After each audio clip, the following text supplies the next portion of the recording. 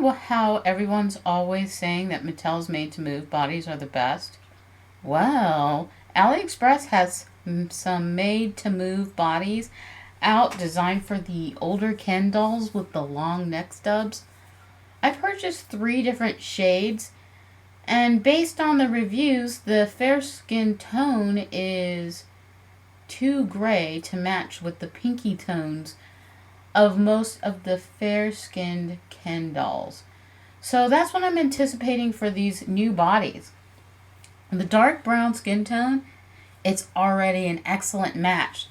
So finally it's time to do another doll reorg and put some of the older Ken dolls' heads up on this thread holder to reduce the amount of dolls that are on my shelves.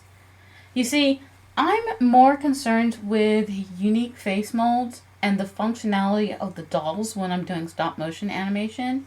Now, many of the older Ken doll bodies can bend at the elbow and the knee, but they are missing articulation at the wrist and ankle.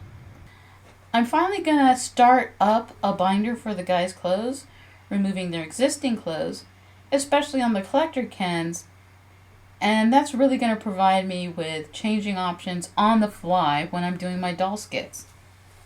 From a variety of blazer styles, dress shirts, series, outfits, and pants. Now, let's take a look at my older black Kens. The first one I purchased, I never removed him from his original body with the snap click knees, and I didn't want to ruin his face because he wasn't cheap.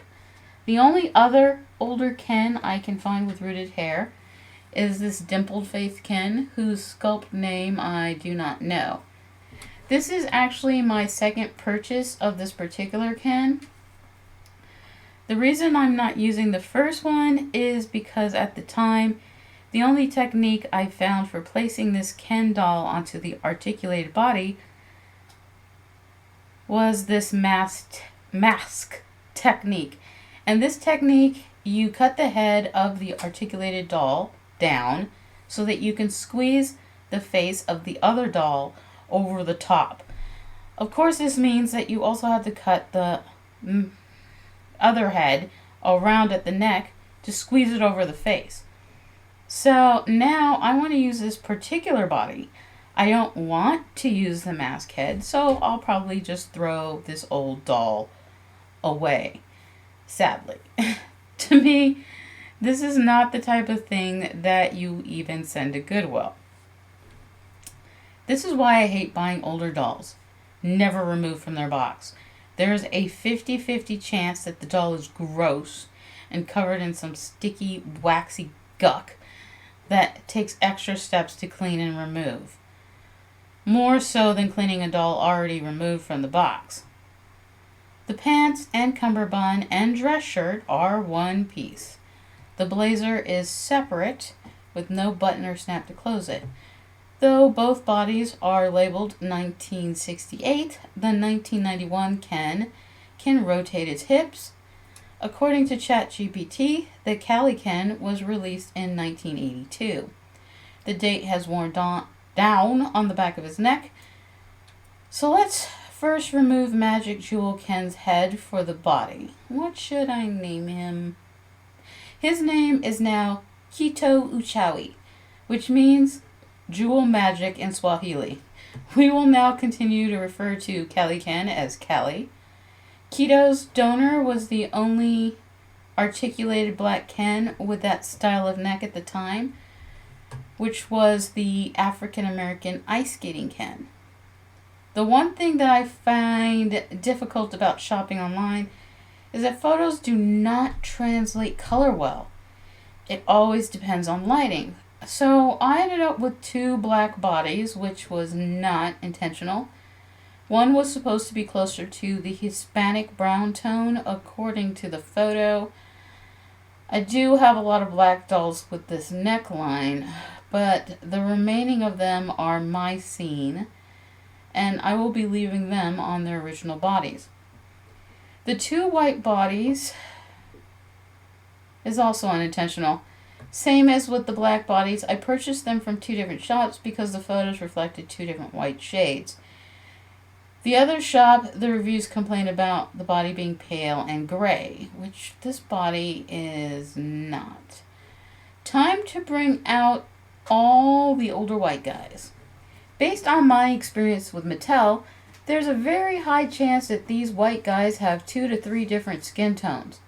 So if I'm lucky, in the old days, they were too lazy to go outside of one. So I'm going to sort them according to shade range, and if the white skin tones are too different, then I will choose the gradient based on the one with the most of that particular shade, and then order another 1 or 2 for the other shades. You know, many people want the body to be a dead-on match, and I just like it to be fairly close. I mean, in reality, your face is generally darker than your neck, and your neck usually has a gradient change into the chest area. This is obviously because your face and neck are exposed to the sun while the rest of your body is covered with clothing. So my plan is potentially to do a gradient at the neck joint down into part of the chest and into the rest of the body so that it has the appearance of a natural tan line. So it's as I suspected, there are 3 major shades of white. The rednecks or farmer tan whites are in the back, and they compose majority of the dolls. I have a few that are in between these shades, and then Spock and Legolas are the fairest tones, and because of that, I might not bother with them just yet. Since it's just a farmer tan, I plan to just use a marker to color on the body and then blend it out with water or acetone to create the gradient. For the second body, I'm just going to leave it as it is. For the most part, I could potentially leave them both. I mean, most of the Ken outfit clothing comes right up to the neckline. The only time there might be a problem is with open shirts or bare-chested. Both Legolas and Spock have uniforms that go right up to the connection, so it's not worth keeping their old bodies. The 90s heads have slightly less neck and are concave near the connecting hole. They slot on, and while they have less neck, they fit fine. The older Kens, though, take a little bit of work. In order for them to work with these bodies, after you remove the head, you're going to have to cut off the plunger and try to remove any extra skin that will prevent the neck from pressing flat against the part of the neck attached to the body. It will now fit fine. However, there will be a small gap. If that annoys you, then you will have to do additional steps so that the hole becomes concave. To do that, you will need to slice around the edges of the inside of the neck so that when you press against the hole, it becomes concave. Allowing the 70s to 80s Ken necks to also fit flush on the body. And so now I can remove any older doll head, and when I want to use them, attach them to a newer style articulated body. It's the best of both worlds. Also on AliExpress, I found this $60 uni body. That's the perfect color for the farmer tan Kens. Here's how it looks with a paler tone head. The body is slightly heavier than a typical fashion doll body, with a slightly more muscular definition. It has 12 points of articulation with rotation at the hip and shoulder joint. It also has a chest pivot. It's more of a match to the integrity body in height, with more cake and slightly more broadness in muscle in the chest, thighs, and arms. This body will allow me to remove more newer Kens off of my shelves, like the ones whose legs do not splay, or the Kens that I bought that have weak limbs, and other doubles.